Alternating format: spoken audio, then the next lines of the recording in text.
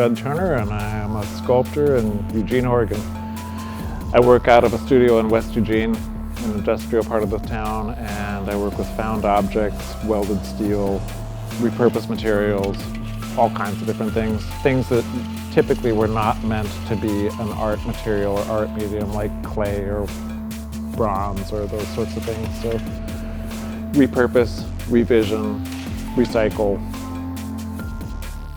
So I'm at Coyote Steel, which is one of my main sources for new and stock materials for my sculptures. It's a steel yard about a mile from my studio over in West Eugene. And what we're here for today is getting pieces that will serve as the base of the sculpture that I'm just beginning. A piece about this size, it's 2.5 by 3.5 inches, 1/4 inch thick, very heavy duty, will serve perfectly for a base.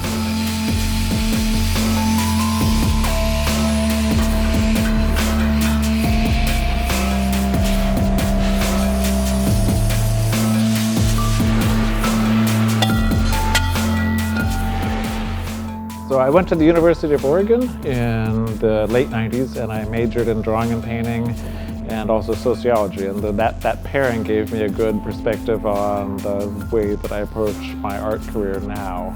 The background in drawing and painting and anatomy and drawing from life is extremely helpful in repurposing found objects and making forms from nature or from my imagination. I'm at Psycho Motorcycle Recycling. Say that a couple times fast. This is a place owned by some friends that parts out old motorcycles, takes them apart meticulously, catalogs the pieces, resells to motorcycle aficionados some of those parts, but a lot of them end up as scrap metal. So they always save a bin for me. It's even got my name on it. Let's see what we got. I phased out of drawing and painting because it became less of a true expression of my personality. I grew up skateboarding and in punk rock culture, and we broke things for fun and used things in ways that they weren't meant to be used.